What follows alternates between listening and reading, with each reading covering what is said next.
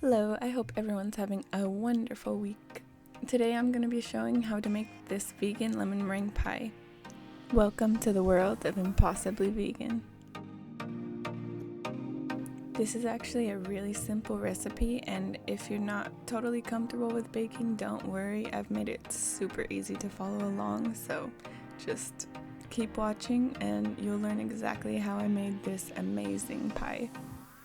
And no one would guess it was vegan. First step you want to do, put some garbanzo beans, also known as chickpeas, in the fridge. Now we're going to start making the lemon filling. You want to get some cornstarch, some sugar. I'm using granulated sugar.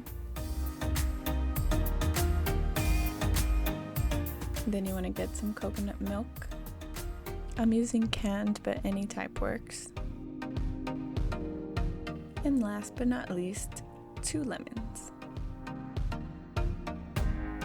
A little trick I learned is to massage the lemons out on your counter so that all the cell walls inside can break and all the juice in the lemons will come out really easy.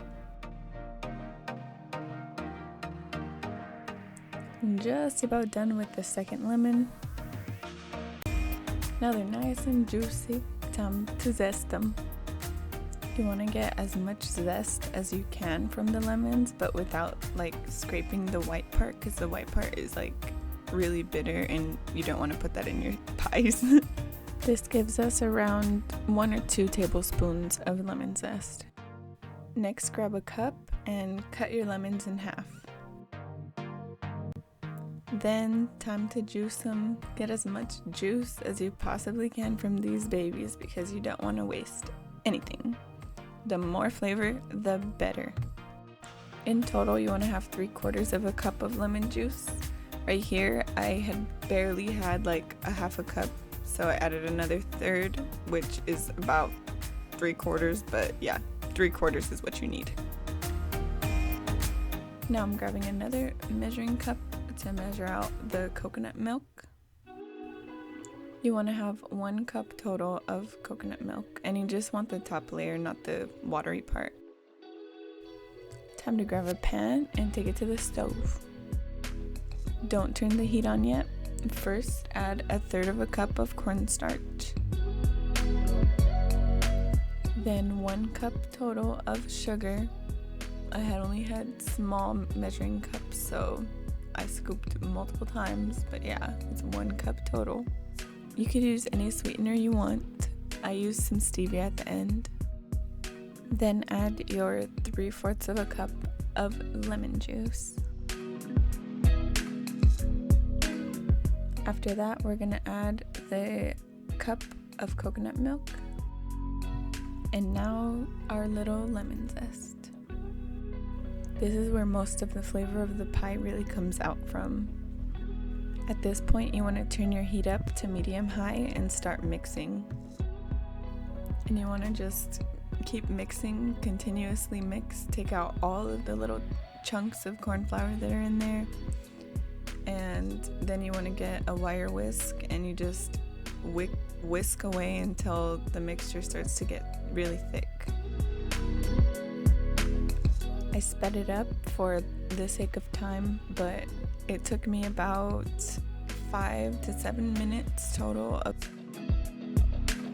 You want to keep mixing so that no little chunks start forming in the bottom of it, because that could happen if you at any point stop. So yeah, just keep going for about 5 minutes. It's not that bad, not that serious, and here we go. It's starting to get thick. That's when you know, once it starts unsticking from the bottom of the pan, that's when you know it's really ready and you should take it off the heat. Once it bubbles up like this, mix it for about another minute or 2 just to make sure that it doesn't have any flour flavor, and then turn off the heat, mix a little more, and then you're gonna get ready to put it in a bowl. Now we're panning over to put it in a bowl. Make sure you use a heat-safe bowl so that the bowl doesn't melt and you get plastic all up in your pie, because that's not going to taste good at all. Now I'm just smoothing out the top, and then I'm gonna grab some parchment paper to put over the top of it so that it's like nice and smooth when I put it inside of the fridge. Also to reduce condensation that happens when you do put it in the fridge. And then after that, I'm gonna put some tin foil on the top and then put it in the fridge for about an hour. You can make a crust for this by scratch, but for the sake of time and because I didn't feel like it, I'm using a store-bought pie crust. Take it out the packaging and get a little cutting board or whatever surface you want to use and spread it out. And then I'm gonna grab a rolling pin so I can make sure that it's like, uniform, and I could kind of spread it out a little extra to get some extra little crusts. I'm making mini pies, so I'm using just a regular glass to cut out the circles. Once you finish cutting out all your circles, you can take off the excess and you could re-roll it out and make more little circles. And here's my finished circles. Now I'm gonna put them in a little cupcake tin in order to make my tiny pie crusts. Put each one into a little cup. Make sure that it's pressed against the edges so that it's a cute little cup. And then you want to grab a fork and poke little holes in the bottom in order so that the crust doesn't like bubble up when you put it in to bake. Here's my finished little pie crust. Aren't they so cute? Oh my gosh, they're so cute. Anyways, yeah. After that, you want to follow your instructions on your pie crust box. Mine says 450 for 10 to 12 minutes. So preheating to 450. And once it's preheated, you want to throw your little crusty crust inside of the oven. And then I know it said 10 to 12 minutes, but I'm putting 15 because I like a little extra crisp. Once they're done baking, take them off. Let them cool for 10 to 15 minutes, just until you could touch them. And then take out your lemon filling that we made earlier. And this should be around a good time to fill them up.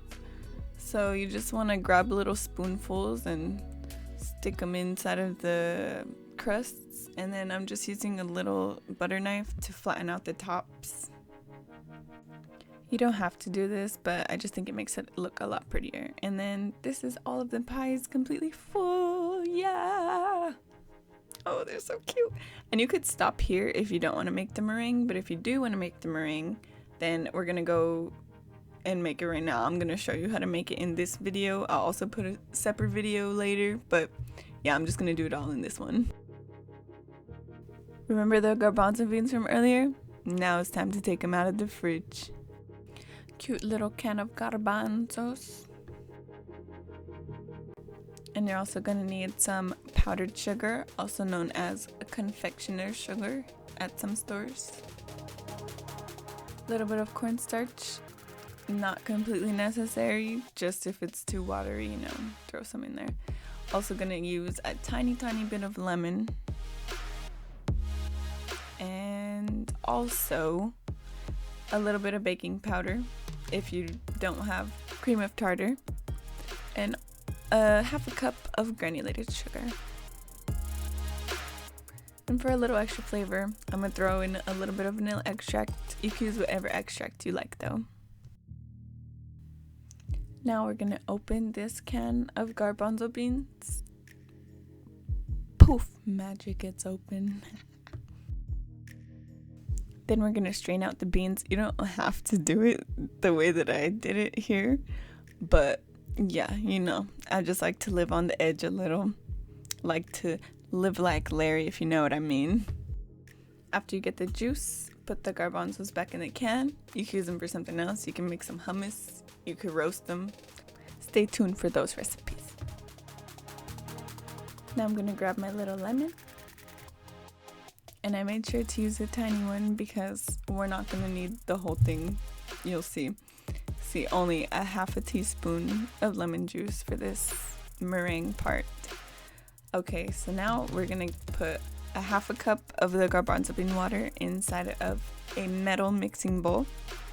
Grab your whisk I'm using an electric whisk because I'm not about to do that to my arms right now. Okay. Then we're gonna put it up to medium speed and we're just gonna whisk as it gets bubbly and bubbly. And of course, I sped it up because, you know, time, not trying to waste no one's time. Okay, so it's just gonna keep getting frothier and frothier, and I'll show you at the point where I'm gonna start adding more stuff to it, because I think I was probably mixing it for about like 5 minutes. Yeah. And then when we add stuff, we're gonna stop it. I added a half a teaspoon of the lemon juice. I'm adding, this is 1 full cup of powdered sugar, but I'm doing it half at a time. So this is half of a cup first of the powdered sugar. We're gonna mix that in until it's well incorporated. Time to fast forward that. Fast forward, fast forward, fast forward. And then while it's still mixing, add in the other half a cup of powdered sugar. Fast forwarding again. Just keep going. And then we're gonna start doing some peak checks. See how you know, stiff the peaks are. There we go. We got some soft peaks going on at this point. You could tell because when I lift it up, they kind of like slowly go back down. So now we're gonna add a half a cup of the granulated sugar, and then we're gonna add a half a teaspoon of the baking powder. Now do some more whipping to fully incorporate all of your ingredient. Now we're gonna add some extract, a half a teaspoon of vanilla extract in my case, but you can use whatever type of extract you want. Then it's time to start mixing again.